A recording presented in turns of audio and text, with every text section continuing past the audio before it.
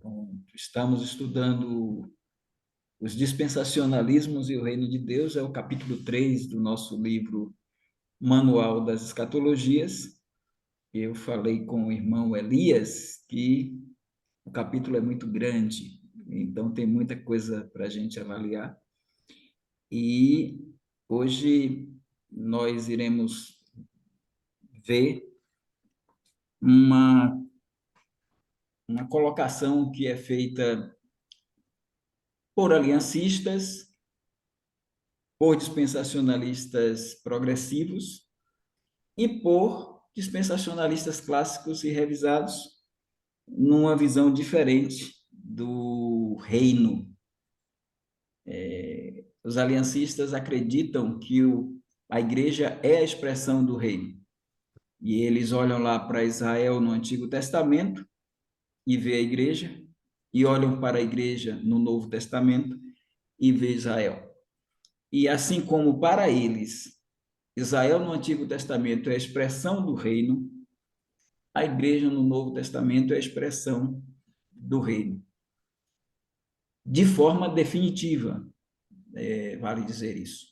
Porque os dispensacionalistas progressivos acreditam que a igreja é expressão do reino, como Israel é expressão do reino, mas não de forma definitiva. Para eles, a igreja é a expressão do reino no âmbito de que ela inaugura o reino, na atenção já ainda não, e no futuro, Israel e a igreja cumprem o ainda não no reino. Nós, dispensacionalistas clássicos e revisados, nós acreditamos que a igreja não é a expressão do reino. Então, para os aliancistas, a igreja sendo a expressão do reino, ela é a continuidade de Israel. Então, é bom os irmãos se lembrarem que quando nós começamos os estudos, trabalhamos o uso do Antigo Testamento pelo Novo, as relações entre Antigo e Novo Testamento, trabalhamos também as abordagens hermenêuticas, trabalhamos a chave hermenêutica já ainda não, e trabalhamos nos últimos estudos com a questão do adiamento e o adiantamento, acreditando no adiamento do reino e não no adiantamento do reino. Sendo assim, irmão, o senhor pode passar a primeira lâmina do slide e nós colocamos aí, destacando em ouro, a igreja não é a expressão do reino. Embora muitos progressivos tentem afirmar que a igreja, como expressão do reino, não é o mesmo que ser o reino presente, as crenças pendem para esta visão. Porque eles até dizem, os progressivos, que dizer que a igreja é a expressão do reino não quer dizer que a igreja é o reino, mas fica muito difícil pensar assim. Daí Heide provar com falas de Blaise e Bock, nas aspas da citação, aí nós pegamos este livro aqui, Dispensacionalismo Progressivo, do Darrell Bock e do Craig Blaise. E é em cima deste livro que Heide pega as citações deles. E aí nós vamos para a fala deles. Eu ponho no meu livro lá na página 267, 268. Então, essa ênfase no reino unificado modifica o lugar da igreja no programa de Deus, diz Darrell e também Craig Blaise. Então, eles trabalham com a ideia de reino unificado.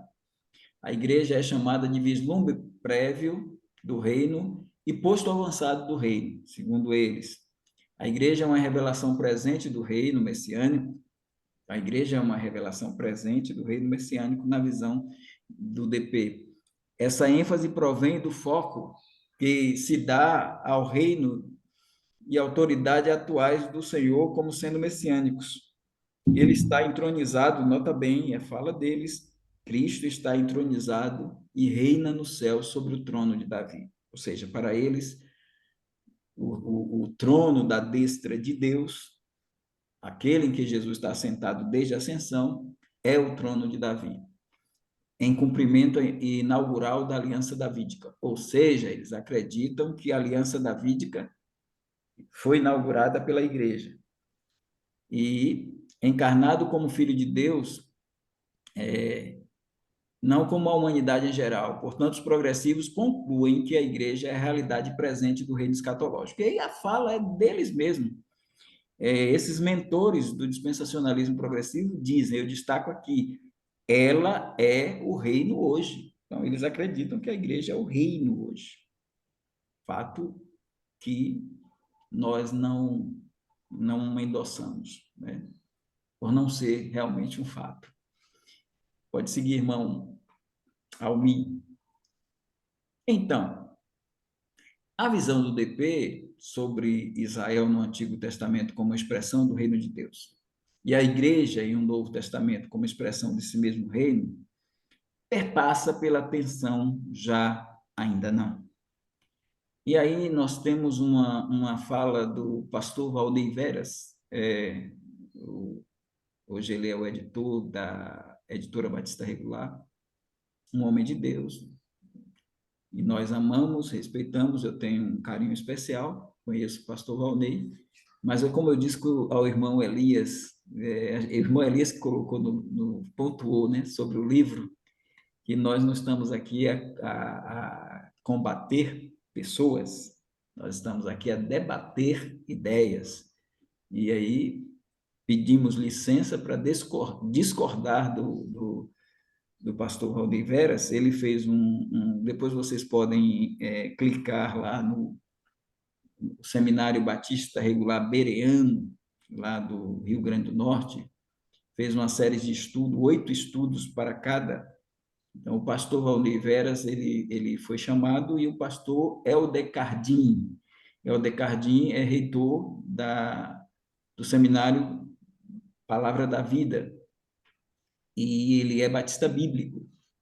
E o pastor Valnei é batista regular. O pastor Valnei defendeu, com 8 mensagens, o dispensacionalismo progressivo, e o pastor Helder Cardim defendeu o dispensacionalismo revisado, né? Então, eu extraí de algumas mensagens do pastor Valnei e também do pastor Helder Cardim algumas falas que eu ponho no livro. E essa é uma delas em relação à visão do pastor que é dispensacionalista progressivo sobre o assunto. Ele diz assim: mas existe, como eu falei, uma seguinte observação, que o reino de Deus se dá somente no futuro escatológico, no milênio. Então, a igreja não é o reino. Essa fala, essa parte aí, ele está colocando o pensamento do dispensacionalista revisado e clássico. Nós cremos assim. Nós cremos que o reino de Deus se dá somente no futuro escatológico. Nós cremos que o reino de Deus, o reino messiânico, quando a gente fala reino de Deus aqui é messiânico, é reino escatológico, ele se dá somente no futuro, no milênio. Então, para nós, a igreja não é o reino de Deus. Aí ele coloca assim, problema. Então, ele vê como um problema. Por isso que eu botei em ouro, depois em amarelo. Vê como um problema. Ele diz, nós temos uma série de textos bíblicos que parecem dizer que a igreja, de alguma forma, participa do reino. Com isso, nós não estamos querendo dizer que somos amilenistas ou que o milênio é figurativo. Ele põe como problema. O que ele diz aí em amarelo, eu concordo plenamente. Eu creio que, e creio que os irmãos creem assim, que há uma série de textos bíblicos que parecem dizer que a igreja, de alguma forma, participa do reino. O que nós não concordamos, não está aí nessa fala, é que a participação da igreja no reino é presente. Nós acreditamos que a participação da igreja no reino é futura. Uhum. Mas nós vemos textos bíblicos que parecem nos dizer que a igreja participa do reino. Segue, irmão Almir. Então, ele diz ainda, não. quando ele diz não aí, é dizendo, nós não somos amilenistas, nós não somos... ele põe também essa questão, né? Nós não somos amilenistas, nós não cremos que o milênio é figurativo, e o dispensacionalismo progressivo crê que o milênio é literal. Então, ele diz assim: cremos no milênio literal no futuro, numa perspectiva pré-milenista, pré-tribulacionista. Eu só ponho um ponto aí. O pastor Valnei crê assim, como muitos progressivos creem assim. Só que hoje já há uma gama expressiva de dispensacionalistas progressivos que são sim pré-milenistas, mas não são pré-tribulacionistas.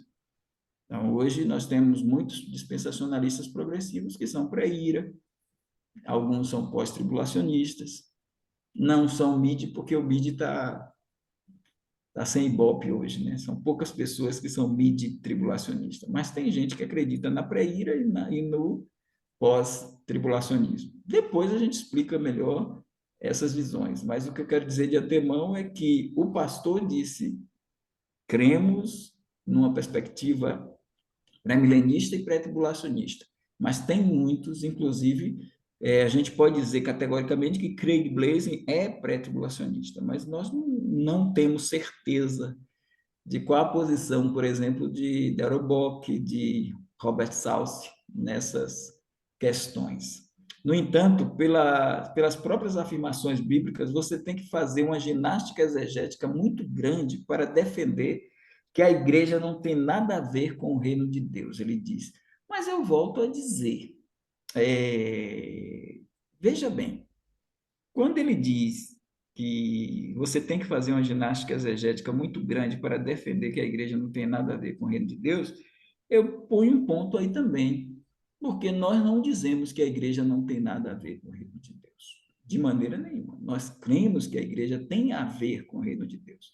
O que não cremos é que a igreja inaugurou o reino de Deus, ou o reino escatológico, que é o reino messiânico. Isso é que nós não cremos. Ele diz mais, e mais uma vez, dentro de uma perspectiva do dispensacionalismo, pensamos na chave hermenêutica do já ainda não. Pensando na chave hermenêutica do já ainda não, podemos entender um caminho interpretativo, né, presente nas Escrituras, que faz a relação entre o aspecto presente do reino e o aspecto futuro do reino. Aí é que a gente começa a não andar por esse caminho. Assim, ver aspectos do reino na igreja é uma coisa, e acreditar que a igreja é uma expressão do reino, inaugurando esse reino no presente, é outra coisa. Então, vamos adiante, Moacir. Entendemos que a igreja, isso é eu que estou falando agora, entendemos que a igreja participa de alguma forma de aspectos do reino de Deus, mas essa compreensão não traz a tônica de que a igreja é uma expressão do reino, inaugurando o reino no presente. Nem é preciso fazer malabarismos exegéticos para entender que passagens relacionadas à igreja e ao reino serão bem interpretadas com essa exegese. Que exegese? A exegese de que a igreja participa de alguma forma de aspectos do reino de Deus, mas isso não traz a tônica de a igreja ser uma expressão do reino. A partir de agora sim, irmão Elias, podemos analisar esses textos. Então, agora, daqui para frente, nós vamos entrar, mergulhar em textos. E aí, os irmãos, eu peço ao irmão Elias que verifique, porque na medida que eu for trazendo os textos, se alguém quiser interromper, a gente para, porque agora, analisando textos, a gente tem condições de dar uma freadazinha, como dizia o irmão Almir em uma das lives, quando o livro chegar, a gente freia o pastor Evaldo, ele não vai assim, então vamos lá. Segue aí, o Almir. Então, nós vamos ver muitos textos, irmãos. Como o irmão Elias disse que a gente não tem pressa, então vamos lá, a gente vai Agora, mergulhando na exegese bíblica. Então, primeiros textos que o dispensacionalismo progressivo traz, e nós vamos fazer um contraponto. Então, são dois textos aí que estão em dois versículos, Lucas, capítulo 1, verso 32 e 33, querendo lembrar os irmãos que Gabriel, o anjo Gabriel, ele gosta de escatologia, né? O anjo Gabriel, há 586 anos, mais ou menos, ele chegou lá ele chegou lá em Daniel, né? Mais ou menos, né? 550, 586, 550 anos antes de Cristo. Ele foi lá para Daniel, no capítulo 9 de Daniel, e ele deu para Daniel as 70 semanas que são para Israel e para Jerusalém. E quando ele deu essas 70 semanas, ele falou, dentro do contexto delas, do Messias. Ele falou do príncipe. Ele falou que o Messias seria morto depois da 62ª semana, que seria a 69ª, porque depois de 762, a gente já falou isso aqui, e vamos abranger mais profundamente lá na frente. E Daniel, ele viu o Messias, o príncipe, ele viu também o anticristo, o príncipe que havia de vir, ele viu lá, agora ele já viu o Messias sendo morto, ele viu o Calvário, ele viu a crucificação, depois das 62 semanas será morto ungido, será morto o Messias. Mas agora, irmãos, 586 anos ou 570, mais ou menos aí, ele chega diante daquela virgem belemita. Claro que antes ele já tinha aparecido a Zacarias para falar do nascimento do precursor do reino, para falar do nascimento do João Batista. E depois ele vem, depois dessa missão, 6 meses depois, ele aparece a Maria e ele dá a profecia do nascimento do filho de Davi, e ele diz sobre esse ungido, que ele viu lá, falou lá com Daniel no capítulo 9, agora ele vai falar desse ungido que vai para o ventre da mulher, de Maria, e ele diz: Este será grande e será chamado Filho do Altíssimo.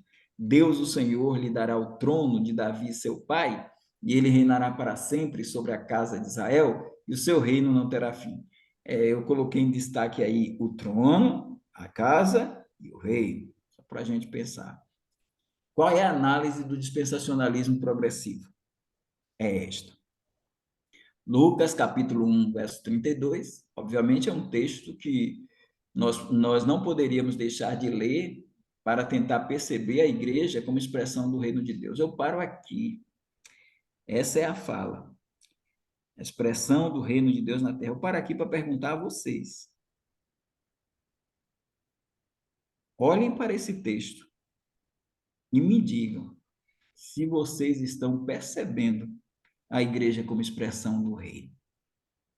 Se vocês estão notando a igreja aí, é uma pergunta que eu faço. Porque o dispensacionalismo progressivo diz aqui, não poderíamos deixar de ler para tentar perceber a igreja como expressão de reino nesse versículo. Eu não estou enxergando. Depois, nas perguntas, os irmãos podem me corrigir se vocês estão enxergando a igreja como expressão do reino aí. Ao interpretar o texto, ao interpretar esse texto, alguns vão dizer: olha, Jesus vai reinar no trono de Davi. Não é isso que está aqui, né? Mas ele diz assim: na verdade, o trono de Davi se refere ao trono do governo do Senhor. Nessa fala, há uma insinuação de que o trono de Davi, sendo o trono do governo do Senhor, é lá em cima. Eu acho que há essa insinuação. Eu acho que quando eu leio isso aqui, eu estou pensando que a ideia seria que eles pensam que esse texto estaria vinculado a Salmo 110:1. Disse o Senhor ao meu Senhor: assenta-te à minha direita, até que eu ponha os teus inimigos por escabelo dos teus pés. Claro que lá é o trono do Senhor. Lá é o trono do Senhor, no Salmo 110. O Senhor disse ao meu Senhor: assenta-te à minha direita, até que eu ponha os teus inimigos. Mas lá não é o trono de Davi. Eu posso dizer que Jesus já tem todo o poder, eu posso dizer que ele está governando, ele governa, sim, ele tem autoridade sobre o universo, mas eu não posso dizer que ele está no trono de Davi e que esse texto está dizendo que Jesus assentaria no trono de Davi quando foi assunto ao céu. Apesar de alguns linkar isto com a interpretação de Atos 2, o discurso de Pedro. Mas a gente vai chegar lá no capítulo 5, nós detalhadamente procuramos mostrar que Jesus não está sentado, não está sentado no trono de Davi. Então ele diz: e ele reinará para sempre sobre a casa de Jacó. Só sobre a casa de Jacó? Não. Vai reinar para sempre sobre todas as nações. Tudo bem, é fato. Mas aqui ele está especificando, joia, ele está especificando. E o reino dele não terá fim. Então, é muito claro em Lucas 1, 32 e 33, aqui, nestas palavras de recebimento do Senhor Jesus, a ideia de que ele haveria de reinar no trono de Davi. Está claro que ele haveria de reinar. O que nós não dizemos é que ele já está reinando, como os aliancistas dizem, e como o dispensacionalista progressivo quer insinuar que Jesus está no trono de Davi agora. É uma insinuação, mas a gente não vê isso nas Escrituras. Segue, irmão Almi, ainda o texto. Com todo respeito, eu digo, com todo respeito ao DP, mas a exegese desse texto não trata da igreja como expressão do reino. Não trata. Por isso, Heire aborda esta passagem bíblica apontando para o futuro. Na sua Bíblia, a Bíblia dele, essa Bíblia aqui, a Bíblia anotada. Nessa Bíblia, na página 1269, o Heire diz: Jesus é o Messias davídico, e embora seja eternamente o cumprimento definitivo dessa promessa em relação à casa de Jacó, começa no reino milenar. Ele está dizendo, embora ele seja rei eternamente, o cumprimento definitivo dessa promessa em relação à casa de Jacó, e Heide está dizendo, isso que Gabriel disse a Maria vai começar no reino milenar, e não na era da igreja, na dispensação da graça. Vai começar na dispensação do reino. E aí, irmãos, Heire joga para nós 2 Samuel 7,16. 2 Samuel 7,16 é a aliança davídica. Ali temos o contexto da aliança davídica. O profeta Natã, ele é usado por Deus para falar a Davi, quando Davi queria construir o templo e Deus mostrou que ele não iria construir. Quem iria construir era o seu filho Salomão. E ali também ele estabelece a aliança davídica. Veja que Gabriel, quando traz a mensagem para Maria, Gabriel não está trazendo a mensagem num estalo de dedos, como vinda diretamente do céu, sem que dialogue e tenha uma intertextualidade com a profecia do Antigo Testamento. Então, quando você lê lá em segundo livro de Samuel 7,16, porém, a tua casa e o teu reino serão firmados para sempre diante de ti. Teu trono será firme para sempre. Aí, se você vê isso aqui, você vai dizer, olha, o que Gabriel diz em cima Gabriel está expondo, segundo o livro de Samuel 2, 7,16. Segundo o livro de Samuel 7,16. Você tem aí, eu destaco, tua casa, teu reino, teu trono. Qual é a tua casa? A casa de Israel. Tua casa é a casa de Jacó. Tua casa não é igreja. Tua casa é Israel. Teu reino é o reino milenar, é o reino escatológico, é o reino messiânico. E teu trono é o trono de Davi, é o trono da sua glória, não é o trono do Pai. Então, aí há essa conexão. Segue, irmão Almi. E aí, irmãos, nós temos um terceiro texto. Aí, irmão Elias, eu só dou uma pausa para saber se alguém, olhando para o texto anterior, para os dois textos, tem alguma pergunta. Se tiver, eu agora não estou com muita pressa, não. Eu vou devagar. Eu vou texto a texto, mas devagar.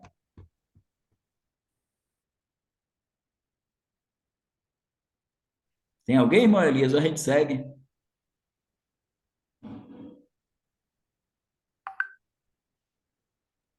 Até a última vez que eu tinha visto, pastor, não tinha nenhuma mão levantada, não. Por enquanto, nenhuma mão Então, levantada, não, viu? Pode vamos seguir. para frente. O senhor está observando aí. Então, o terceiro texto é Mateus 3:2. Esse texto, irmãos, nós temos o profeta João Batista, ele dizendo: arrependei-vos, porque está próximo o reino dos céus. Eu coloquei aí em grego, só para a gente poder olhar para essa palavrinha engen, e é o estar próximo. Mas também é engen, gar, re, basileia, tom, oranon. Então, esse em quem está próximo, o ga é pois, né? Então, literalmente seria está próximo, pois, o reino dos céus. Claro que em grego está no feminino, o substantivo basileia, em português é masculino. E aí, irmãos, nós temos a expressão reino dos céus. O doutor John Walvoord, ele procura fazer uma distinção entre reino dos céus e reino de Deus. Ele diz que reino de Deus, no contexto, seria o reino eterno, aí o estado eterno, e reino dos céus seria o reino milenar. Eu não vou muito nesse caminho, né? Eu acho que a expressão reino dos céus, ela é sinônima de reino de Deus. Ela é intercambiável com o reino de Deus. Embora eu entenda que, quando a gente for analisar, porque eu não creio também que o reino é unívoco, a expressão reino de Deus é unívoca, então eu acho que esse é o problema do dispensacionalismo progressivo. Nós cremos em vários significados para a palavra reino de Deus, então aí a gente já há uma separação entre essa ideia e a ideia do dispensacionalismo progressivo e do aliancismo, que vê o reino de Deus como algo mais uniforme, a gente crê algo mais multiforme. E aí, quando a gente olha para essa questão, a gente vê o seguinte: Mateus escreveu o seu evangelho para os judeus. Ele apresentou Jesus como rei, o Messias, o filho de Davi. E a palavra de ordem de Mateus é esta: reino dos céus. Aparece 32 vezes no Evangelho de Mateus e, para além de 32 vezes, ele não usa só reino dos céus. Ele usa também, para além das 32 vezes reino dos céus, ele usa reino de Deus pelo menos 5 vezes. Lá na história lá do rico de qualidade, ou o mancebo de qualidade, o advogado lá, que rejeitou a Cristo, aparece reino dos céus e reino de Deus intercambiavelmente. No sermão escatológico, do capítulo 5 ao capítulo 7, aí no meio, nós temos o capítulo 6, e lá no verso 33, os irmãos conhecem: buscai primeiro o reino de Deus e a sua justiça, e as outras coisas vos serão acrescentadas. Ele usa a expressão reino de Deus. Mateus e Lucas, eles trabalham de forma diferenciada com os seus evangelhos, tendo genealogias. Só que a genealogia de Mateus, ela é real, num tom de realeza, porque apresenta o rei Messias. Ela é uma genealogia ascendente, e a genealogia de Lucas, ela é decrescente. Ele não escreve aos judeus, ele escreve aos gregos e apresenta Jesus como filho do homem. A palavra de ordem de Lucas é filho do homem. Esse homem não é o pai, Balaão já descartou isso. Ele diz que Deus não é homem para que minta, nem filho de homem para que se arrependa. Então, Jesus não é o homem, os judeus ficavam lá, os fariseus encucados, que homem é esse? Quem é esse filho do homem? E o homem lá não era José, o homem lá não era o pai, porque o pai nunca foi homem, e esse homem aí era a humanidade. É Jesus, filho de Adão, né? Adão lá, Lucas vai como se estivesse prescrutando a origem, buscando a origem, e por isso a genealogia é decrescente até chegar no primeiro Adão, até chegar lá. E aí nós temos os dois outros evangelistas, que é Marcos e João. Nesses dois não tem genealogia, Marcos e João. E Marcos, ele escreve para os romanos. Seu evangelho é de cunho latino. Ele escreve para os romanos. E o nome dele é João Marcos. Ele é sobrinho de Barnabé. E por que ele não botou lá o evangelho de João? Ele botou o evangelho de Marcos. Porque Marcos é o nome latino.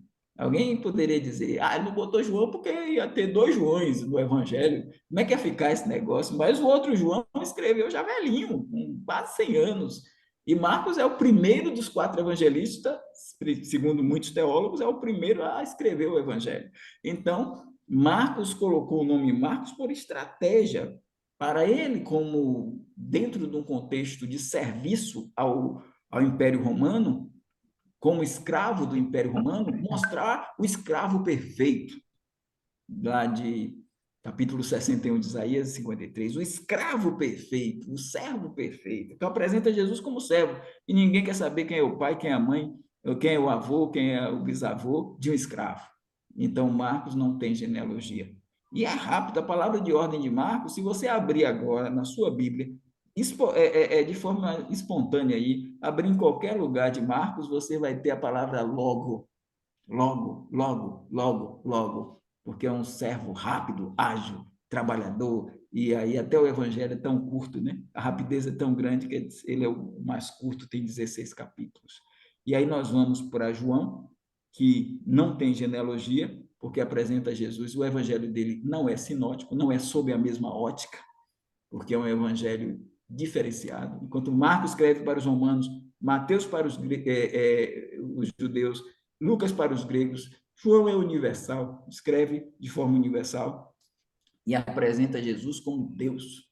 E Deus não tem genealogia, não tem avô, não tem bisavô, por isso no princípio era o verbo, e aí vai. E esse João tem a palavra de ordem, que é a palavra, é o tetagrama do nome de Deus, que é o que a gente chama de Yahvé, que é o eu existo, eu sou. Aquele lá que Moisés perguntou a ele, quando eu me apresentar com Arão diante de Faraó, qual vai ser o nome? Quando ele perguntar que esse Deus tem que nome, ele diz: diga a Faraó que eu sou, me enviou. E Jesus diz no Evangelho: se não credes que eu sou, morrereis nos vossos pecados. Eu sou a luz do mundo, eu sou a verdade, eu sou o caminho, eu sou a vida, eu sou o bom pastor, eu sou a ressurreição e a vida, eu sou. Então é o Evangelho do eu sou. E diante de todo esse contexto, vem Mateus e diz: coloca João Batista em cena e diz: arrependei-vos, porque está próximo o reino dos céus. A visão do DP sobre este texto é categórica. E eles dizem assim: olha a mensagem de João Batista, por que ele pregava que está próximo o reino de Deus? E posteriormente nós observamos Jesus ensinando e pregando o evangelho do reino. O reino de Deus é central na pregação de Jesus. Não tem como ler os evangelhos e não observar que existe a pregação do evangelho do reino. Concordamos plenamente. É assim mesmo. A mensagem de Cristo não foi a obra. A mensagem de Cristo foi o reino. A obra é morte, sepultamento, ressurreição, ascensão e exaltação à direita de Deus. E aí vem o complemento da obra: batismo, selo, penhor, unção e plenitude. É assim. Então, Jesus Cristo pregou o evangelho do reino e aí vai. O evangelho do reino, aí sim, a gente faz a distinção. Não é o evangelho da graça. O evangelho do reino é o anúncio de que o reino está chegando, de que o reino milenar, o reino messiânico vem. É acompanhado, tem que vir acompanhado de milagres. Jesus Cristo operou esses milagres. João Batista não, porque João Batista veio fazer a função de precursor, não operou nenhum sinal. Mas o Senhor Jesus, enquanto Messias, pregou o evangelho do reino, operando maravilhas, dando audição aos surdos, dando visão aos cegos, limpando leprosos, ressuscitando mortos, para provar sua messianidade. Entretanto, os judeus olharam para esses milagres e disseram: ele faz milagre é por Beuzebu, príncipe dos demônios. E ali naquele capítulo 12 de Mateus, a coisa foi, a rejeição se deu a gota d'água ocorreu. E a partir dali o reino foi adiado. Então, esse evangelho do reino, que veio com João Batista e com Jesus, ele não vai continuar. Ele vai para a tribulação. Por isso que quando Jesus fala lá em Mateus 24, este evangelho do reino será pregado em testemunho a todas as nações e então virá o fim, isso não é para a gente. Não dizem então virá o arrebatamento, dizem então virá o fim. O fim não termina no arrebatamento da igreja e o fim não termina no final da tribulação. O fim termina no final do milênio. Isso quer dizer que o evangelho do reino vai ser pregado por duas testemunhas, no capítulo 11 de Apocalipse, vai ser pregado pelos 144 mil no complementar da grande tribulação e vai ser pregado também por judeus durante o milênio. O evangelho nosso é o evangelho da graça. O evangelho da graça, ele, apesar de dentro do contexto da teologia, e o Escatom está aqui para não nos deixar mentir, a gente prega milênio, mas o evangelho que nós pregamos diuturnamente nas igrejas é o evangelho da graça, que Jesus não pregou, ele executou essa obra. Quem pregou o evangelho da graça foram os apóstolos a partir do Pentecostes. O evangelho da dispensação da graça, que apresenta a morte, sepultamento, ressurreição, ascensão e exaltação de Cristo, à destra de Deus, não no trono de Davi, mas no trono do Pai. Mas o irmão Almi, o irmão Daniel está como levantado, irmão Elias. Então, sim, pastor. Só estava esperando você terminar aí o teu pensamento aí. E aí vamos ouvir então primeiro o irmão Daniel, que levantou a mão primeiro. E depois, eu só estou vendo o irmão Daniel. Almir também? Primo também, não? Primo não estou vendo, não. Não, não, eu não levantei a mão. Então tá bom. Irmão Daniel só. E depois eu gostaria de falar também. Pessoal, eu sempre entendi reino dos céus e reino de Deus. Eu aprendi assim, que era uma divisão.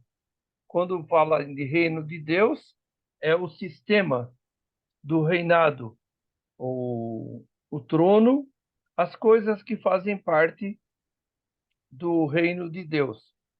E reino dos céus, os princípios de vida para esse reino.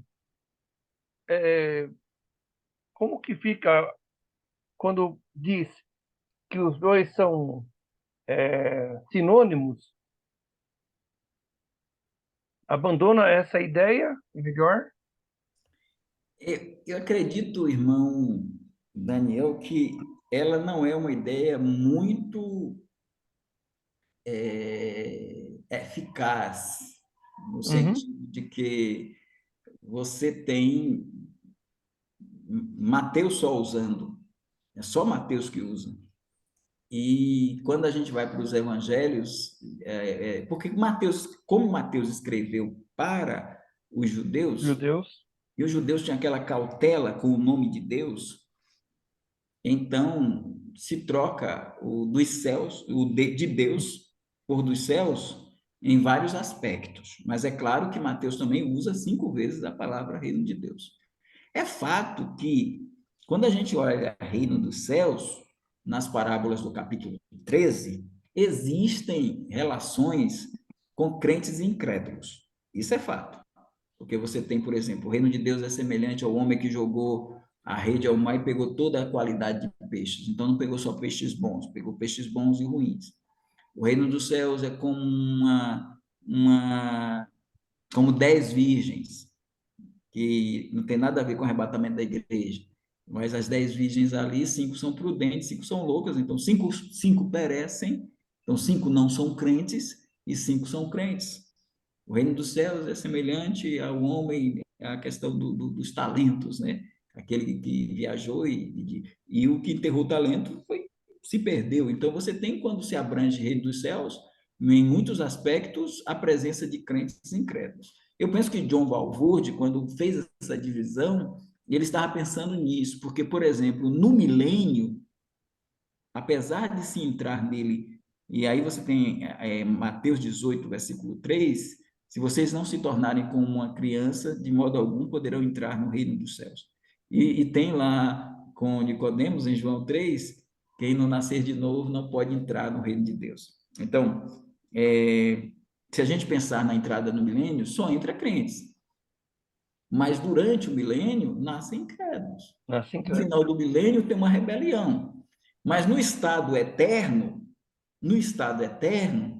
só tem crentes. Não vai ter mais incrédulo nenhum lá no estado eterno. Então, se quiser fazer essa divisão, pensando como o senhor colocou, a questão do sistema e tal, eu prefiro ficar com a visão revisada de sinônimo. Duarte Pentecoste e de Alva McLean e do próprio Hayre, que faz uma divisão do reino, mostrando, por exemplo, a forma misteriosa do reino, em capítulo 13 de Mateus, e colocando a forma misteriosa do reino como presente entre nós. A forma misteriosa do reino abrangendo essas questões relacionadas com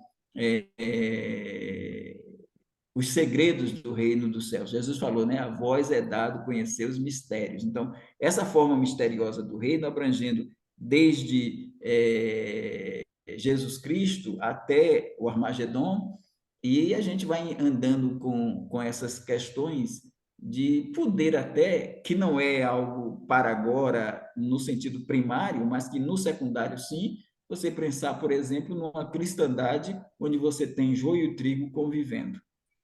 Isso pode ser visto nas igrejas também, joio e trigo. Mas essa parábola do joio e do trigo, ela tem uma relação muito profunda com a entrada para o milênio, porque diz que a ceifa é o fim do mundo, os ceifeiros são os anjos, o campo é o mundo, e vai dizer que o joio seria o Israel que rejeitou e que não vai entrar no milênio, e o trigo é o Israel que vai entrar no milênio. Então, mas em alguns momentos, quando a gente vai para Mateus 19, Jesus diz: quão difícil é entrar um rico no reino dos Reino dos céus. céus. Aí depois ele diz: é só a gente, para a gente, irmão Almir, só para a gente dar uma olhada. Abra aí, irmão Almir, Mateus 19, só para a gente ir lá e verificar. Puxa a Bíblia aí. Mateus 19.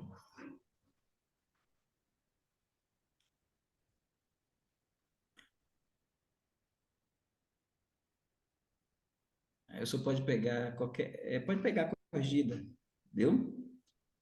O senhor conseguir aí. Então, nesse texto, Mateus fala em reino de Deus e reino dos céus, e você for olhar a conotação, ela é similar do significado, ela é similar, né? Então, Ah, entendi. ele não faz. O irmão Mi pode colocar a Bíblia?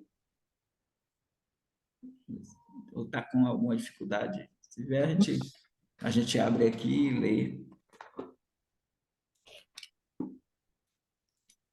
Mateus 19. 19. A irmã me conseguiu. Pronto. Então vamos lá. Mateus 19. Pode ir subindo aí, irmãos, que a gente vai para os versos finais aí. Qual versículo? A gente vai para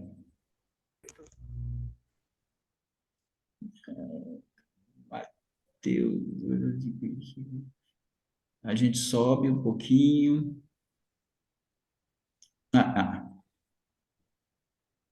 Não, o senhor foi até o final, né? Não, é para subir. Ah, para subir. Ah, tá.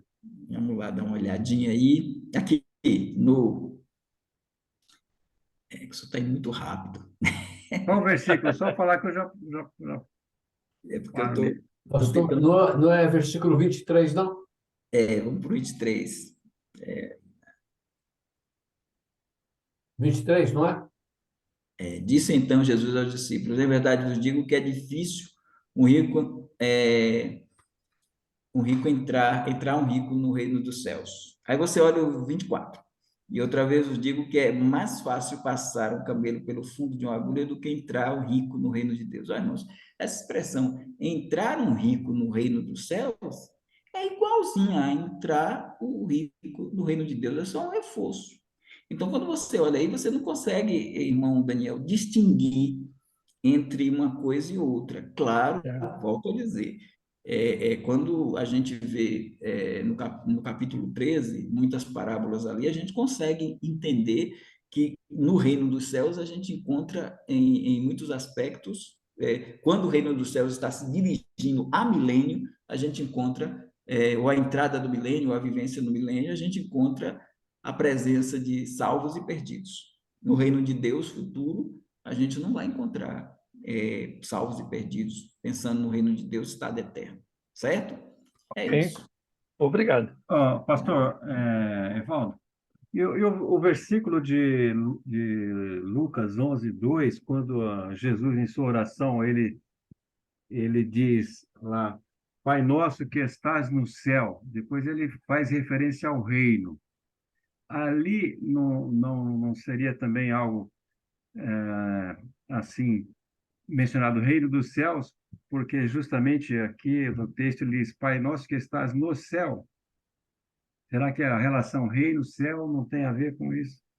Com essa colocação de Deus no céu aqui, nesse versículo? Lucas 11, versículo, deixa eu puxar ele aqui. Lucas 11, versículo 2, aqui. Ó. Ah, e ele lhes disse, quando orardes, dizei, Pai nosso que estás nos céus. Né? Aí ele fala, santificado não, venha o teu reino, ou seja, o reino ligando com os céus aqui, não dá assim uma conotação da menção de Ó, reino dos céus? é, ele está falando de uma realidade celeste, né? Então, quando a gente ora ao Pai que Ele está nos céus. Ele está lá, né? E depois vem o céu no singular. O senhor vê aí, né? A Sim, vontade seja feita na terra como no céu, no singular. Agora, o reino aí, ele não é o reino, ele é o reino messiânico, porque ele está pedindo, a gente está pedindo a Deus, venha o teu reino. Para onde? Para a terra. E essa vinda do reino para a terra é a vinda do reino milenar. Então a gente não pode associar reino com céus aí, porque quando a gente olha a palavra reino aí, a gente enxerga a terra e o reino messiânico. Quando a gente olha os céus aí, é os céus onde Deus está agora, entendeu? Pai nosso que estás nos céus, a gente está pedindo ao Senhor que traga o seu reino para a terra, entendeu? sim, mas o fato de Mateus utilizar essa expressão reino dos céus não tem a ver com o trono no A centro? ideia de reino dos céus está aí dentro, no sentido de que ele é reino dos céus porque ele vem dos céus Sim, é isso que eu para a estou me terra. referindo. Sim, sim, nesse particular está certo, porque o reino que virá, ele vem dos céus. É Sim, isso mesmo que eu queria dizer. Isso aí. Mas a ideia é de algo que vem de cima. Até a ideia da expressão grega endiken, nós vamos ver, não quer dizer já chegou, mas quer dizer algo que vem do alto. Por isso que está próximo algo que vem do alto, no sentido de a expressão está próximo com Eng Ken, ela traz essa ideia, principalmente se ela vir a, a partícula epi, a sim, partícula epi, que é uma preposição no grego. É tá isso. certo. Ok. Dorival, primo, se você puder deixar a tela cheia, por favor, voltar à tela normal, isso. O pastor Danilo levantou a mão, mas eu queria, antes dele falar, eu queria perguntar, meio que pedindo um pouquinho mais, pastor Evaldo. Achei muito interessante, e eu nunca tinha pensado por esse lado, o fato de que Jesus pregava o evangelho do reino. E aí ele parou, entramos no evangelho da graça, e esse evangelho do reino só voltará a ser pregado na tribulação. Então, eu não tinha pensado, achei isso fantástico, né? Uma coisa que a gente, como diz o outro, passamos por cima muitas vezes, e essa ficha, ela não tinha caído para mim, e ela caiu agora. Então, achei excelente isso, né? E o fato de você falar que o evangelho do reino e, e o do reino e que Jesus prega, e João Batista que pregava, agora eu fiz a confusão. Me ajude aí. João Batista, o João evangelho, Batista e Jesus pregavam o evangelho do reino. o mesmo. Esse evangelho do reino tem como teor o reino messiânico. Por isso, ele vem acompanhado de milagres. Ele Sim, vem essa sua acompanhado de fala. milagres. Isso. Aí, então, Claro que João Batista está lá em João 10, as pessoas diziam, ele não fez sinal nenhum, mas o que ele disse acerca deste é verdade, porque os judeus esperavam os sinais. E João, no deserto, não fez nenhum milagre, mas era o maior crente do Antigo Testamento. E ele era o maior profeta e o maior crente do Antigo Testamento e não fez milagre nenhum. Mas Jesus fez, e João fala isso, João fala isso no final do evangelho dele, que Jesus fez em presença dos discípulos muitos sinais, mas que não podiam, não estavam contidos naquele livro. Mas aqueles foram escritos para que creiais que Jesus é o Messias, porque a palavra Cristo é Messias, para que creiais que ele é o Cristo. E o próprio João Batista, quando mandou perguntar a Jesus se ele era o Messias, ou se eles deveriam, aos discípulos, né? Mandou 2 discípulos lá para perguntar se ele é aquele que havia de vir, era o Messias, ou esperamos outro. Aí o que é que Jesus fez? Fez milagres. Jesus operou cego, ele deu visão a cegos ali, ele fez um monte de milagres, disse, vai lá e anuncia a João, que os cegos veem, os exatamente. surdos ouvem. Isso é o evangelho do reino. É. Isso é o evangelho do reino. Aí você pode dizer, mas a igreja primitiva não operou milagres? Operou, mas o propósito daqueles milagres que os apóstolos operaram era para mostrar aos judeus que Jesus era o Cristo. Ele tinha esse objetivo também de mostrar que aquele Jesus de Nazaré é que tinha operado o milagre e que ele era o Cristo. Mas só que quando a Bíblia se completa, o cânon se fecha, esses milagres eles não continuam, eles não têm uma relação de continuidade. E eu entendo que eles não continuam porque a igreja não precisa deles para crer no Senhor Jesus. A igreja não precisa desses milagres, ela tem a palavra. E por que que as 2 testemunhas vão fazer milagres? Por que que as 2 testemunhas do capítulo 11 fazem milagres, parecendo que elas são Elias e Moisés? Uma fechando o céu para não chover, a outra fazendo os milagres iguais aos que Moisés fazia. Por que que elas vão fazer milagres? Porque elas estão pregando o evangelho do reino. Elas voltam a pregar o evangelho do reino para preparar o mundo para a chegada desse reino de gozo, de paz e de milagres, porque o reino milenar será recheado também dos milagres do Messias. Então, o evangelho da graça já tem um milagre só, que é suficiente. O evangelho da graça traz o milagre da ressurreição. O evangelho da graça traz o Espírito Santo nos conscientizando ou nos convencendo do pecado, da justiça e do juízo, e o Evangelho da Graça apresenta o Jesus que morreu, foi sepultado, ressuscitou, ascendeu aos céus e está exaltado à direita de Deus. É isso que a igreja prega. Agora, em dado momento, ela vai falar do milênio? Vai, mas não vai pregar o Evangelho do Reino, como o João Batista chegou. Olha, o reino de Deus está chegando, o reino de Deus está próximo, vocês têm que se arrepender.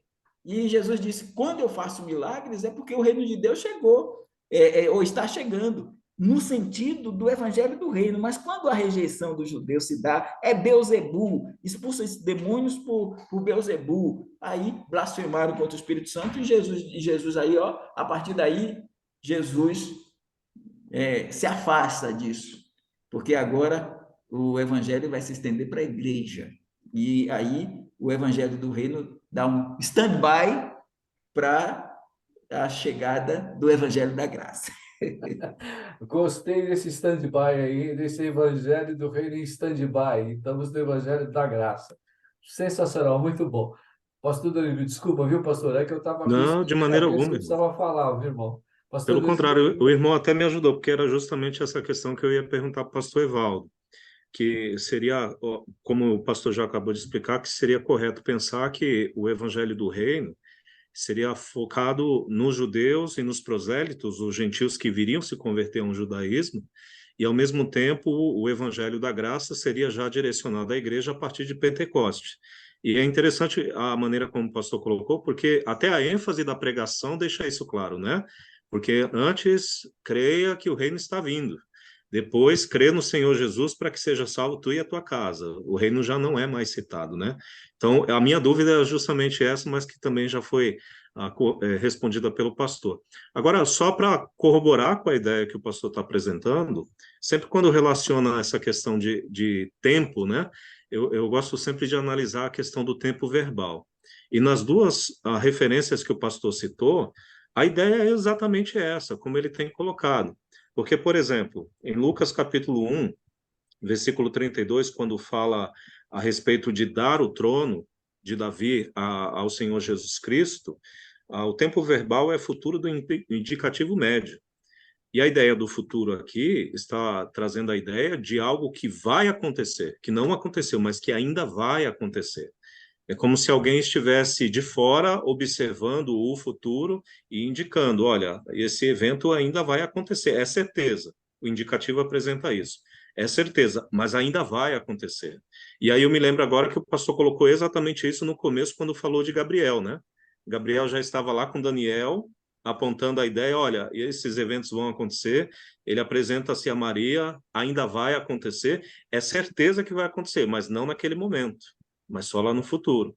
E aí, só para finalizar também, para sustentar o argumento do pastor Evaldo, Mateus capítulo 3, versículo 2, quando fala a respeito do arrepender porque o reino de Deus está próximo, o está próximo também é muito importante, porque o tempo verbal dele está no prefeito do indicativo ativo.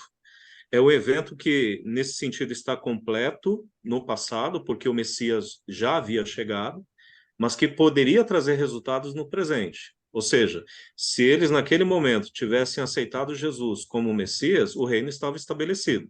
Pelo menos é isso que eu tenho entendido que o pastor tem explicado para nós. Mas como eles rejeitaram, o reino não foi instituído.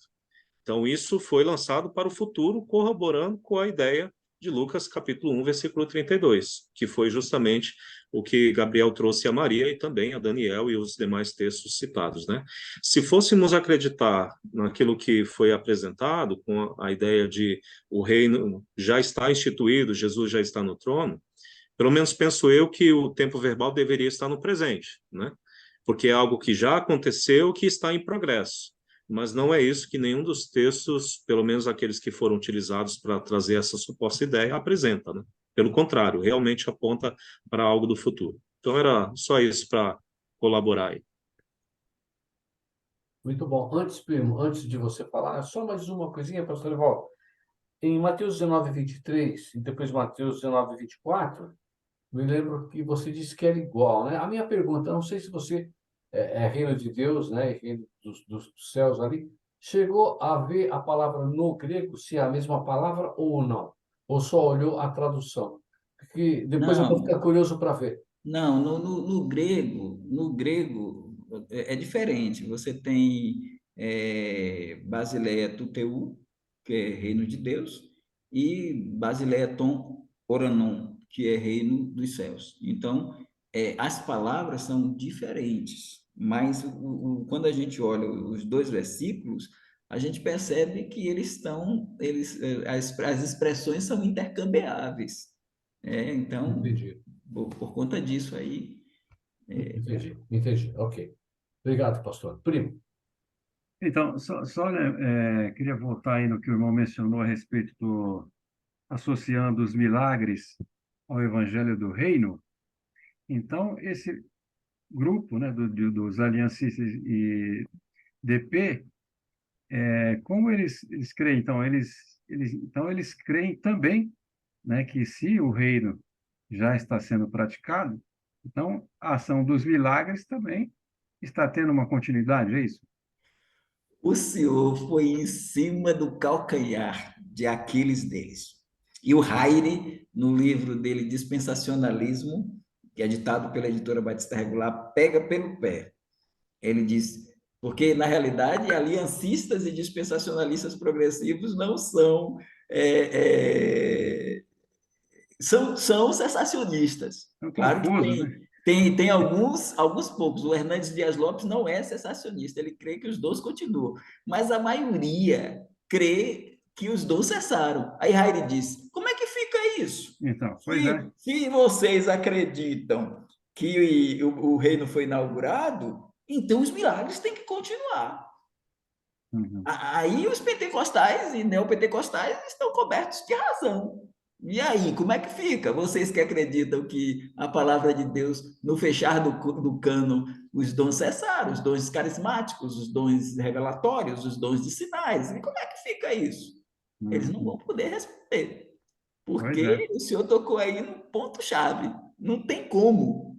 Eles têm que se admitir que se o Messias Sim. claro que é como o pastor Danilo falou, o reino se fez presente com a presença do Messias, mas na hora que o Messias foi rejeitado, o reino é adiado.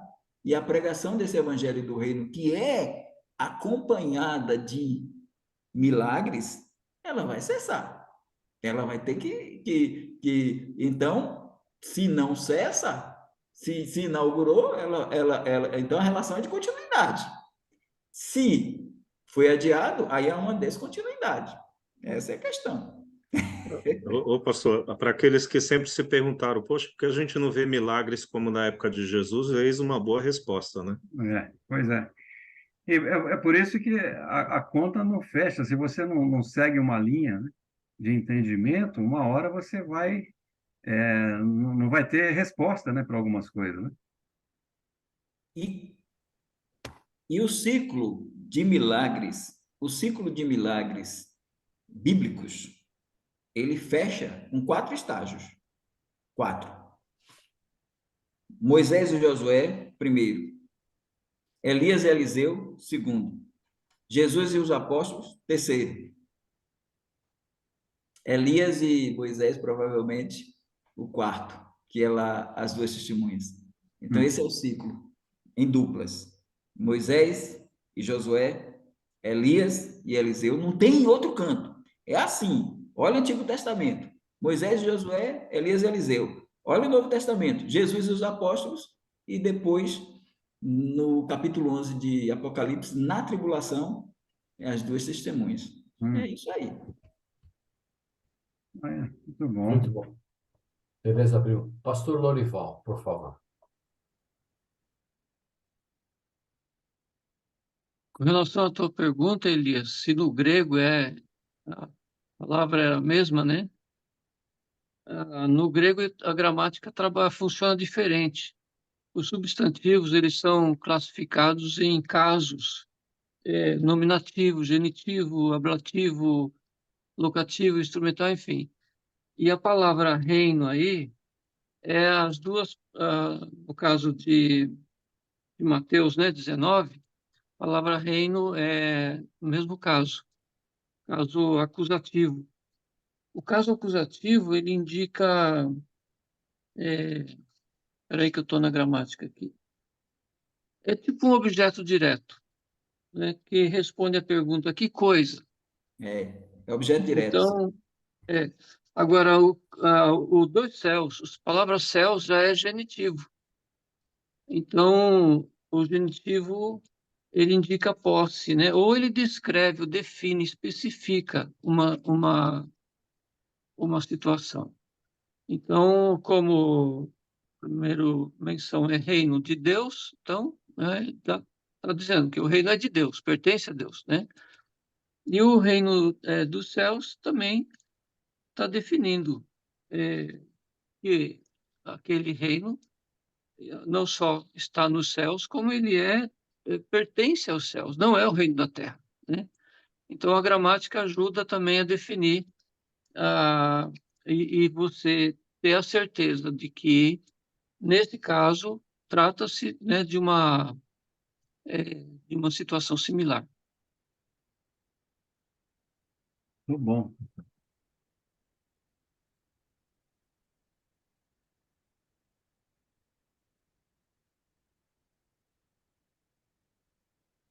Primo, você Pronto. Acabou. tá fechado aí o seu...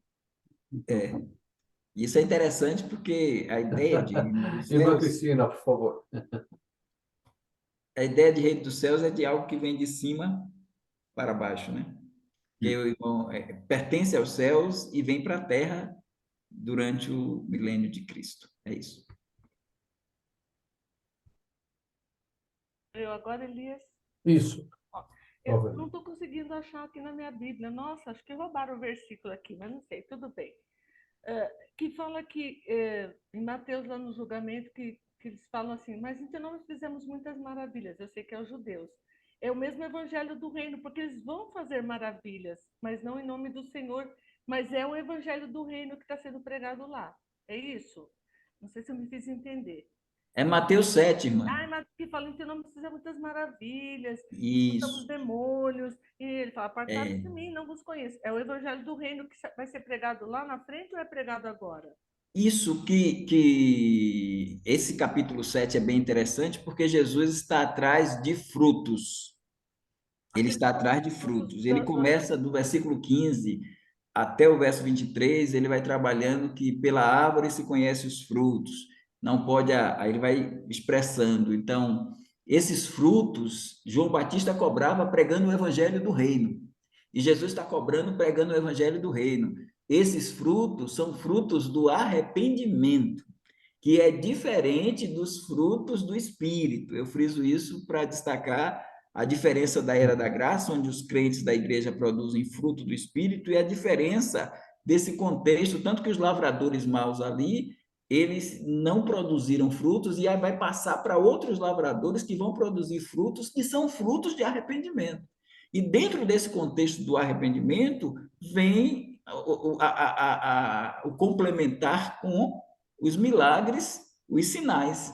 E não à toa que Paulo diz: os judeus pedem sinais, os gregos buscam sabedoria, mas nós pregamos a Cristo crucificado, que é o poder de Deus, e essa é a pregação do Evangelho da Graça. O Cristo crucificado, enquanto o Cristo, o Cristo Messias, o Cristo crucificado é o rejeitado. O Cristo crucificado é crucificado pelos judeus, vamos colocar assim, junto com os romanos. Então, esse Cristo é o rei rejeitado. Agora, esse rei rejeitado, ele vai voltar e vai reatar o casamento com Israel. Então, essa apresentação aí, que a irmã colocou, ela está no contexto mesmo lá do final mesmo, para a entrada do reino. Eles não entram no reino, apesar de dizer, nós expulsamos demônios, nós fizemos isso, nós fizemos aquilo, apartai-vos de mim, vós que praticais a iniquidade. Ele está falando de um contexto da sua vinda. A gente usa isso hoje para os falsos profetas também. A gente usa uma aplicação.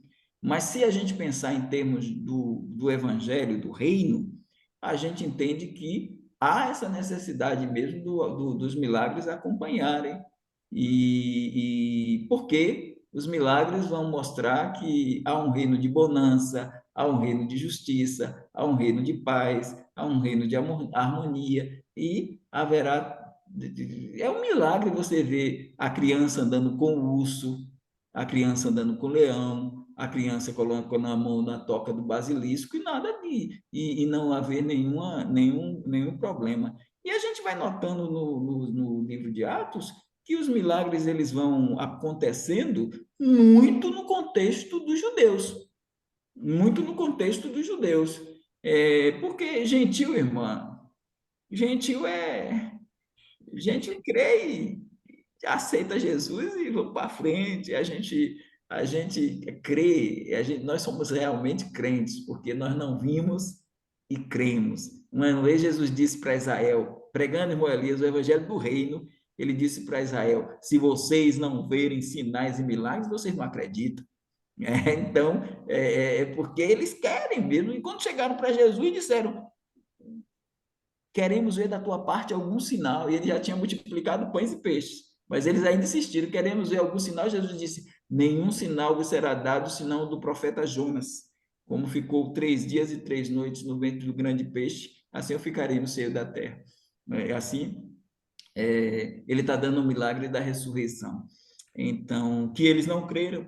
Inclusive, os gregos também, quando Paulo falava da ressurreição, que é o milagre, eles zombaram porque disseram: vamos te ouvir em outra ocasião, porque eles buscam a filosofia e os judeus querem sinais, sinais, sinais, sinais, e com certeza, quando o Espírito Santo ser derramado entre eles, está lá em Joel, os jovens terão visões, os mancebos profetizarão, os velhos, está mostrando assim uma chuva de milagres que vai acontecer durante o período em que Deus derramar o seu Espírito. Isso aconteceu no Pentecostes, aconteceu na inauguração da igreja, aconteceu, mas isso muito no campo do dia do Senhor, muito no campo do Joel, pensando no dia do Senhor mesmo, como se fosse ali um espelho, né, do que viria lá na frente. Mas os milagres, a operação de maravilhas, ela vai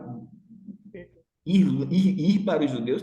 E olha uma coisa, um sinal mesmo que é bem, bem patente para os judeus, bem próprio, bem inerente aos judeus, que hoje os pentecostais ficam buscando, é o falar em línguas.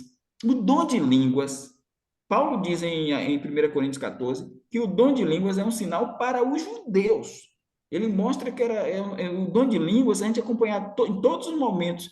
Atos 2, Atos de Atos 10, Atos 2, Atos 10 e Atos 19 foi para contra os judeus.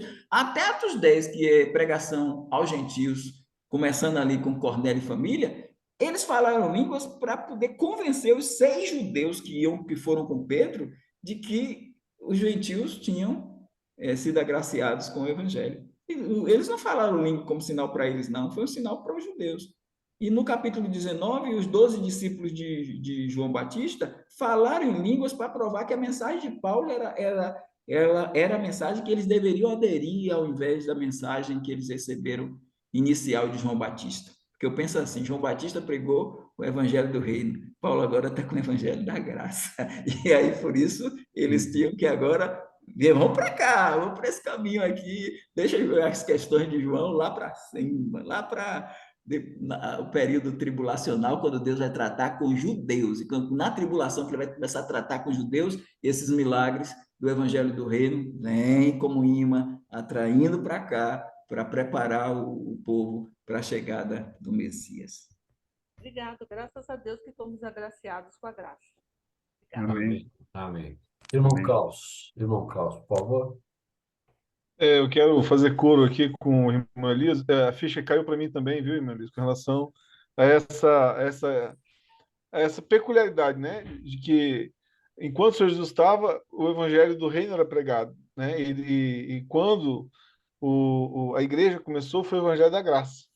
E isso faz muita diferença, muita, porque tem muita coisa que encaixa. Uhum. Quando a gente entende dessa forma, facilita a gente entender o contexto geral, o antigamente e o hoje.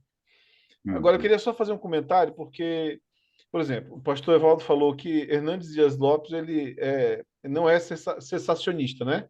Ele crê que os dons não cessaram, não é isso, pastor? Pois é. Assim, às vezes fica parecendo que depende da opinião, né? Que, assim, ele acha isso e eu acho aquilo. Mas, assim, quando a gente olha o todo, pelo menos para mim parece, muito, muito fácil de perceber, que não há a prática dos dons da forma como existia ali quando a igreja foi fundada. Para mim, um momento bem claro disso foi a pandemia. Não houve diferença de igreja pentecostal para igreja fundamentalista na pandemia. Todas fecharam. Todas fecharam.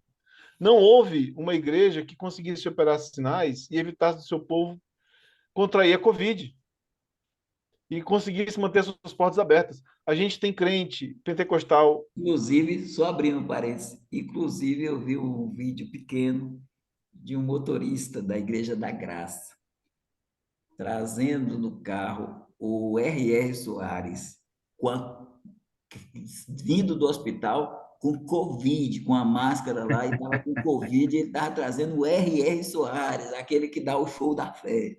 Eu vi isso também. Aquele que diz que pelas suas pisaduras fomos sarados, ou seja, que as nossas enfermidades estavam levadas pelo sacrifício de Cristo. Não é isso. Quando você olha o todo, não é isso. Eu não vejo que seja uma questão de opinião. Ah, não, fulano, estudioso, tem essa opinião. Rapaz, olha o todo. Não importa muito a opinião. Olha o todo. Não há a prática dos dons da forma como a igreja fazia logo que o Senhor Jesus foi ressurreto e assunto aos céus. Aquele momento ali, em algum momento, para mim não é claro, tá? Quando? Não sei se dá para marcar uma data. Aí o pastor Evaldo me diga. Se dá para marcar. Ano tal da igreja parou os dons. Não sei se dá para marcar uma data. Não sei se tem esse conhecimento. Mas é muito, muito diferente do que era praticado, do que a Bíblia fala que acontecia em Atos, com o que acontece hoje. Né? É muito diferente. Não dá para comparar. Né? Então, assim, eu só queria dizer que, na minha visão, eu acho que não depende da opinião, sabe? Eu acho que o aspecto fático, o mundo, como o mundo funciona agora, está bem claro que realmente não funciona como funcionava ali quando o Evangelho do Reino estava vigente. E Para aí, confirmar isso, irmão Klaus, Marcos 16, 17, né? Os sinais que Jesus falou ali. Em meu nome expulsarão demônios, falarão novas línguas. Aí, beleza. Pegarão nas serpentes, e se beberem alguma coisa mortífera, não lhes fará dano algum. Bom, E bom. porão as mãos sobre os enfermos e sararão. Quer dizer, essas coisas não acontecem. Eles gostam da parte das línguas ali, que dá ibope, né? Mas beber veneno e tal, ninguém quer. agora eu quero fazer o seguinte, irmão antes do irmão Edson, irmão, eu tenho duas coisas para falar aqui que eu acho que são importantes na fala do irmão Klaus e do irmão pastor Lorival, que irmão Klaus, ele provocou aí quando ele disse, eu sei do tempo. Aí eu vou pegar, você sabe aquele jogo do carrinho, né? Que o carrinho vai, a gente vai jogando dado, o carrinho vai subindo, subindo. Então vamos fazer assim. O irmão Almir vai colocar esse texto de Marcos 16 aí para a gente. Marcos 16, irmão Almir, o senhor coloca. E aí, quando a gente vai em Marcos, os pentecostais pegam o carrinho e diz que a gente parou o carrinho no versículo 16. A gente pegou o nosso dado, jogou, e o carrinho parou no verso 16. Que tem o 15, né? E disse-lhes, ide por todo mundo e pregar o evangelho a toda criatura. Quem crê e for batizado será salvo, mas quem não crê será condenado. Fundamentalista e conservador para aqui. Aí eu digo que o carrinho deles é que parou no 18. Veja bem, esses sinais seguirão os que crerem. Meu nome expulsarão deles demônios, falarão novas línguas, pegarão nas serpentes, beberem alguma coisa mortífera, não lhes fará dano algum. E porão as mãos sobre os enfermos e sararão. Parou aí. O nosso carro prossegue. Vamos lá. Ora, o Senhor, depois de lhes ter falado a quem? Aos 11, não é a toda a igreja. Isso. Foi recebido no céu e assentou-se à direita de Deus. E eles, tendo partido, pregaram por todas as partes, cooperando com eles o Senhor e confirmando a palavra com os sinais que se seguiram. A gente para aqui no 20. Isso. Confirmando, cooperando com eles o Senhor e confirmando a palavra. Quando foi que os sinais cessaram, irmão Klaus? Quando a palavra foi confirmada. Quando é que ela foi confirmada? Quando o perfeito chegou. Para nós, abra aí, irmão Almir, em 1 Coríntios 13. Para nós, o teleion ali, que é uma expressão neutra, na nossa visão, lá no finalzinho, no versículo 8 em diante, ele diz: o amor nunca falha. porque o amor é eterno, e não é dom, é fruto, porque não é dado a alguns, é dado a todos, o amor é derramado em nossos corações pelo Espírito. Mas havendo profecias, serão aniquiladas, havendo línguas, cessarão, as línguas devem ter cessado no ano 70, aí é o primeiro sinal, irmão Klaus, as línguas devem ter cessado no ano 70, quando houve a destruição do templo, não tem mais sinal para os judeus, então as línguas cessaram provavelmente no ano 70. Havendo conhecimento, desaparecerá. Porque em parte conhecemos, em parte profetizamos. Mas quando vier o que é perfeito, aí não é Jesus, porque não está, não é Ró teleios, é Tom, é Tó teleion. É o perfeito aí é neutro. Então, o que é perfeito? O que é perfeito? Tem três questões aí. Perfeito é Deus. Perfeito é a palavra de Deus. Então a gente tem aí, Cristo é perfeito e a palavra de Deus é perfeita. A Bíblia diz que a palavra de Deus é perfeita. Não, então, a gente pode dizer que o fechamento do cânon aí estaria nesse âmbito que Paulo está falando, que esse perfeito que virá é a completação dos dois testamentos. Quando houver a completação dos dois testamentos, então o que é em parte será aniquilado, e o que é em parte? A profecia, o dom de profecia, e o dom da ciência, não a ciência que nós temos hoje, mas o conhecimento no sentido de a pessoa receber o conhecimento sem fazer a meditação, né? Receber e revelar. Porque a igreja, quando a igreja nasceu, irmãos, ela era menina. Então, quando os meninos nascem, né? As crianças nascem, a gente precisa dar berço, chuca, mamadeira, fralda, coisas de menino, né? Aí ele diz, quando eu era menino, falava como menino, sentia como menino, pensava como menino, mas logo que cheguei a ser homem, acabei com as coisas de menino. Então, essas criancices que alguém quer trazer, essas características, caricatura de dons, não está mais com a gente hoje. Então, isso aí já nos mostra, eu acredito, irmão, que no ano 100, quando o cânon se fechou, esses dons de sinais ou revelatórios, eles cessaram. E a partir daí, e isso foi dado, só para a gente pensar, Isaías 53, Isaías 53, irmão Almi, versículo de número 4, Isaías 53, versículo 4, a gente tem os sinais messiânicos. A gente tem. Verdadeiramente, ele tomou sobre si as nossas enfermidades e as nossas dores levou sobre si. E nós o reputávamos por aflito, ferido de Deus, oprimido. Então, isso aqui são os milagres do evangelho do reino. Agora, mas ele foi ferido por causa das nossas transgressões e moído por causa das nossas iniquidades. O castigo que nos traz a paz estava sobre ele, pelas suas pisaduras fomos sarados. Então, entendemos que os sarados aqui é a redenção número 1, que é a redenção do Espírito. Essa acontece quando a gente se converte.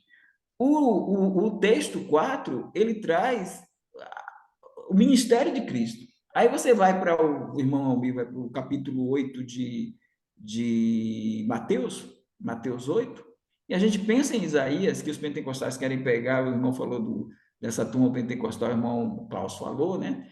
De que ele, 14, irmão. Os pentecostais querem puxar esse curandeirismo seguindo, né? A continuidade.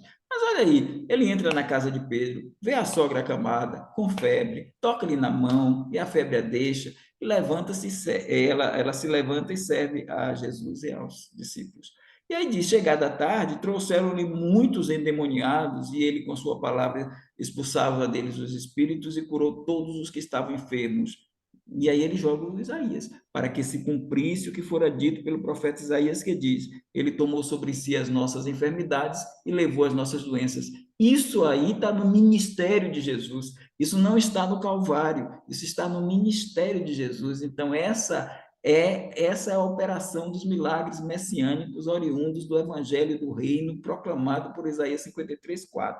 Agora, o Evangelho da Graça, ele traz 1 Pedro, capítulo 2, joga aí, irmão Almi, que é a redenção espiritual. E aí, 1 Pedro, capítulo 2, versículo de número 24, aí a gente olha para o versículo 24 e vê a diferença. Aqui, irmão Elias, entra o evangelho da graça, não é enfermidade, não é doença, levando ele mesmo em seu corpo, o corpo é dele, levando ele mesmo em seu corpo os nossos pecados sobre o madeiro. Aí não é ministério, é madeiro, para que mortos para os pecados pudéssemos viver para a justiça. E agora ele joga Isaías 53:5, pelas suas pisaduras fostes sarados. E aí a gente tem o evangelho do reino dentro da tribulação com milagres, e a gente tem o milênio entrando, e ele já entra com um dado importantíssimo. Ele entra com a igreja glorificada, herdando na herança. E os crentes do Velho Testamento, isso é um milagre. Como o milagre da ressurreição deles, o milagre da ressurreição dos crentes do Velho Testamento, dos crentes da tribulação e da igreja 7 anos antes. E aí, o que é que a gente tem? A redenção número 2. Só para fechar, irmão Elias, Romanos 8, verso 23 e 22, 23, 24. Romanos 8, Romanos lá em cima. Romanos 8, versos 22, 23, 24. Olha aí, verso 22, ele vai falar de uma ação sobre a terra, porque sabemos que toda a criação geme e está juntamente com dores de parto até agora, e não só ela, então há um gemer, sinônimo de dor, mas nós mesmos que temos as primícias do Espírito também gememos, doença, enfermidade, gememos em nós mesmos, com uma expectativa, esperando a adoção, a saber, a redenção do nosso corpo. Aí sim, redenção do nosso corpo, não agora, mas no futuro, livre de doença, livre de enfermidade, e aí vai. Então, aí nós temos a redenção número 2. A 1 salva, acontece na conversão, a 2 na glorificação, na transformação dos nossos corpos. E os milagres para o evangelho do reino no ministério de Cristo. E se a gente quer usar Isaías 53:4, ele levou as nossas enfermidades, isso só vai se cumprir em nós quando chegar a adoção, a redenção dos nossos corpos. É isso. Primo, E ficou bem claro. Ficou bem claro. Obrigado, pastor. Até aí, isso, obrigado. Pastor Evaldo, a gente precisaria voltar um pouquinho mais nesse tema, nesse finalzinho aí, dos milagres aí, sem correr tanto, viu? Porque eu queria mencionar umas coisas. Então, primo, por favor, me ajuda a lembrar disso para a gente dar uma retomada nesse pedacinho aí que eu gostaria de ter perguntado algumas coisas aí, que eu achei bastante interessante, especialmente uma coisa que eu nunca tinha ouvido falar, e porque a gente sempre fala os dons cessaram, mas você colocou uma ligação entre o ano 70, que é a destruição de Jerusalém, e cessar os dons, os sinais que eram direcionados ao povo judeu. Então, achei interessantíssimo. Gostaria de um pouquinho mais disso aí futuramente, tá bom, pastor? Não sei os outros irmãos, mas eu achei Então, aí, o ano 70, e eu não sabia disso. O ano 70 mais o fechamento do cano no ano 100. Pronto. Né? Perfeito, perfeito. E o Edson levantou a mão já faz algum tempo. Vamos ver se a gente consegue ajudar. Se for uma resposta muito, muito longa, vai ficar para a semana que vem, irmão Edson. Mas pode perguntar.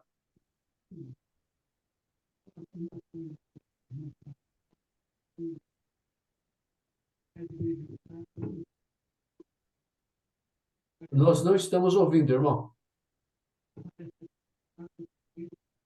Oi, irmão Edson, não estamos ouvindo. Não estamos ouvindo.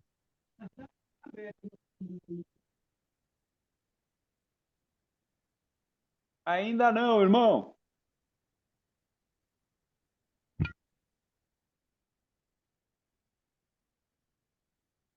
Agora ficou mudo. Nós não estamos ouvindo. É que ele fechou a câmera, fechou o microfone. vídeo dele. Mas mesmo quando estava aberto, ele falava e a gente não conseguia ouvir. O que é, irmão? Não estamos ouvindo. Oi, irmão Edson, infelizmente não estamos ouvindo. Deixa para a semana que vem. Aí depois você anota isso. Ótimo, ótimo. Acho que o irmão pastor Danilo, irmão Elias, levantou a mão. Levantou a mão, pastor Tem Danilo? alguma coisa aí rápido? Não, era só para complementar, é o mesmo texto que o pastor Evaldo tinha usado, de 1 Coríntios 13, porque nas duas sessões ali, quando fala no versículo 8 que as profecias desaparecerão e as línguas cessarão, tem duas palavras muito importantes ali que reforçam algumas ideias, porque quando fala a respeito da profecia desaparecer, traz a ideia de inatividade, ou seja, era algo que acontecia, parou, mas que vai voltar. E Apocalipse capítulo 11, versículo 3, quando fala a respeito das duas testemunhas, dizem que elas voltarão e também profetizarão. E aí volta a ideia que o pastor Evaldo apresentou, profetizar para os judeus, não mais para a era da igreja, né? Agora, a respeito de línguas, a palavra é muito clara, é pausontai, chegar ao fim, acabou. Era algo que vinha acontecendo, mas que chegou ao fim, não tem mais utilidade. E aí, claro, que se cessa a língua, cessa a interpretação. Se a profecia está inativa, não há discernimento de espírito, e aí todos os demais dons que dizem que ainda estão, se você for avaliar, realmente já há muito tempo, desde o ano 100, como o pastor Evaldo citou, realmente já não são mais vistos pela igreja, né? Só voltou agora na nova era, em 1910, depois da Rua Azusa e assim por diante.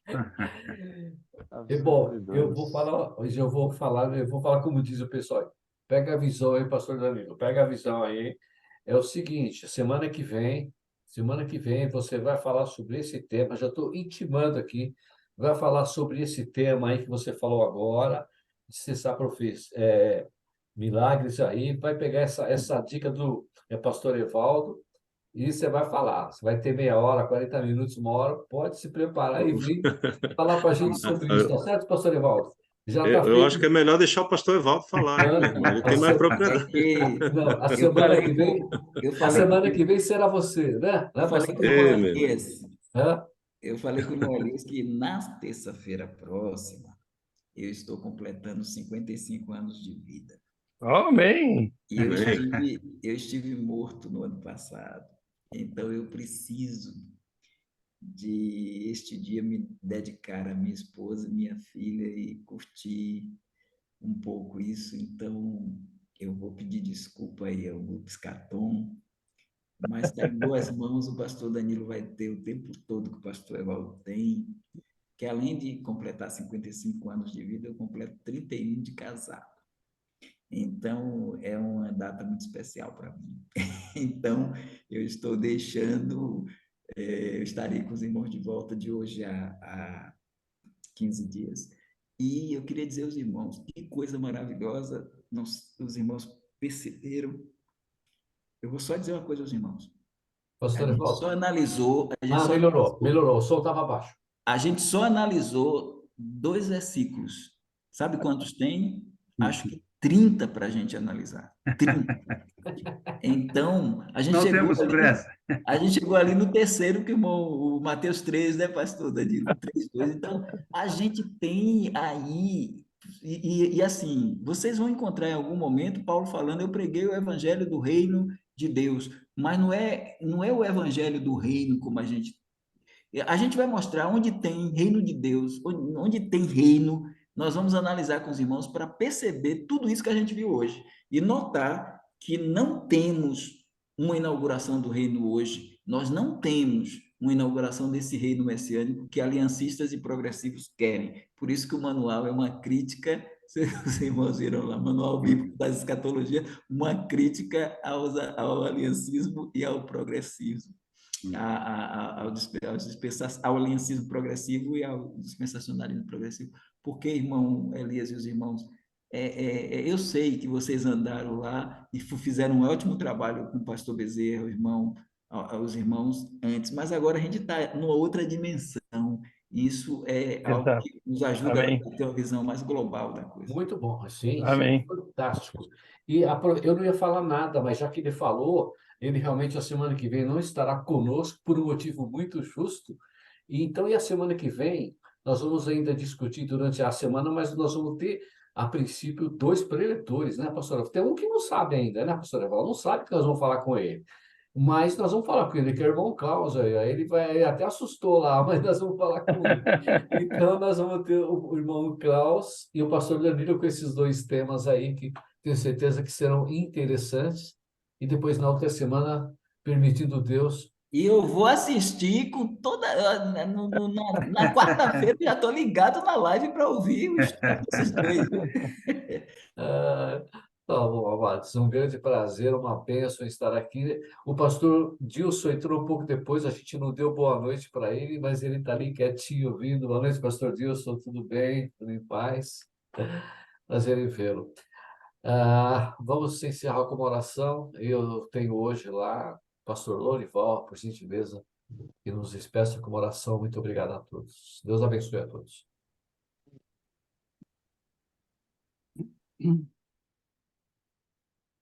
Amado Deus, Pai querido, queremos, Senhor, agradecer pelo privilégio que o Senhor nos deu nesta noite de estarmos reunidos em torno da Tua pessoa santa e considerarmos a Tua palavra eterna, palavra viva, que tem nos ajudado a compreender cada vez mais a Tua pessoa, a obra de Cristo e também o nosso trabalho como Teus servos, como aqueles que precisam compartilhar essa interpretação tão maravilhosa deste livro que nos dá noção, entendimento da vida, nos dá noção, entendimento da Tua vontade, para que nós possamos prosseguir enquanto respiramos neste mundo, os ares da graça e podemos compartilhar as bênçãos eternas que o Senhor tem nos revelado.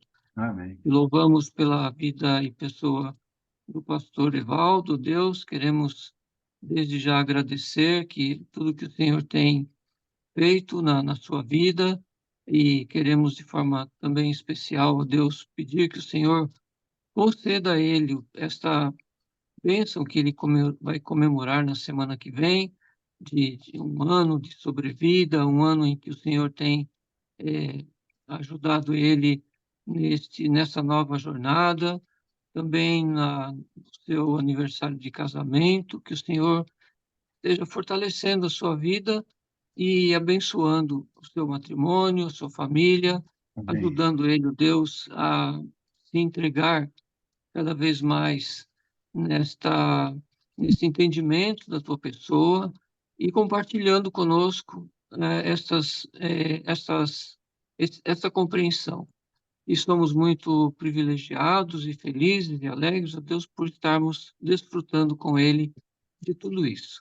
Sim. Abençoa, Deus, cada vez mais este grupo, nos ajuda a sermos úteis na Tua obra, ajuda-nos a sermos de valor no compartilhar destas bênçãos, para que a Tua igreja, ó Deus, seja fortalecida nesses tempos difíceis, e aí que haja esperança para o nosso povo, para que a vida da tua igreja seja esclarecida e os irmãos ganhem bastante entusiasmo e venham, ó Deus, a crescer e ajudar outros a compreender a tua vontade. Amém. Essa é a nossa oração nesta noite, agradecendo e te louvando por tudo que tens feito em nosso benefício. Obrigado, Deus, em nome de Jesus Cristo, nosso Senhor e Salvador. Amém. Amém. Amém. Amém. Amém, irmão. Só, irmão Elias, Amém. agradecer as aulas de grego que tivemos com o pastor Lorival e o pastor Danilo hoje, viu? Muito bom. Muito Só- bom. Eu tô aprendendo ainda, pastor. O irmão, pastor Dilson, que o diga, hein, Dilson? Lembra nas nossas aulas as tragédias?